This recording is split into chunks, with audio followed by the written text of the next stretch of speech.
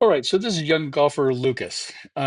This is his before technique. We're going to have his after technique over here, same day. So without any instruction or anything, this is his before technique, and you can see kind of some of the stuff that's going on is that he'll kind of come out of his posture pretty quick. He's almost looking at the hole, and then he starts his putting stroke even before he starts looking at the golf ball. But you can see we have a lot of wrist hinge here, so we're going to get rid of that wrist hinge. Also, kind of comes out of his posture pretty quick, and that would also kind of kill his consistency. When you start looking up at the golf ball and you're turning to face the hole, it really kills your consistency.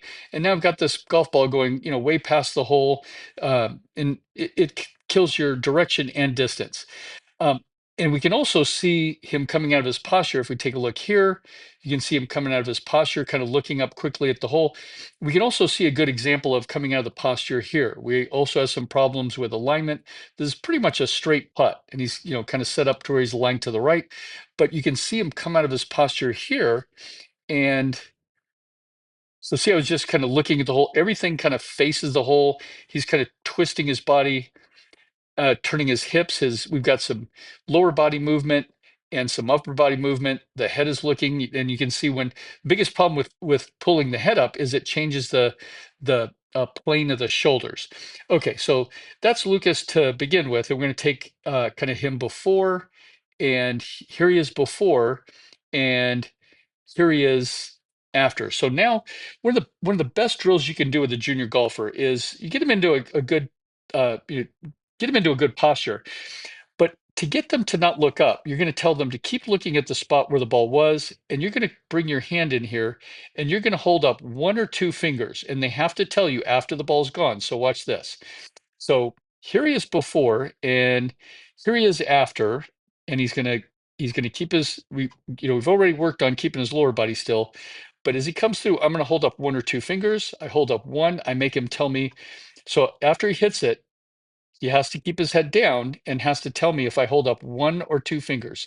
He tells me if I hold up one or two fingers, and then he can look up at the golf ball, which he does. And so you can see when he does that, now we've got better distance control, better direction control. Okay, we're going to go through it again, and we're going to see now. I'm going to hold up one or two fingers here. That's it. I hold up one finger. He tells me one. Then he can look up. Now we're going to improve this a little bit better here.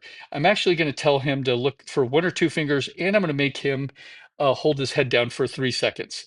So I'm going to say, tell me if I hold up one or two fingers, and I'm going to say three, two, one. Now you can look up. Okay, so much better direction, distance control. We've got a good, all the golf balls are right here near the hole. Now we'll get everything, 1 inch, 1 foot past the hole, but much better in terms of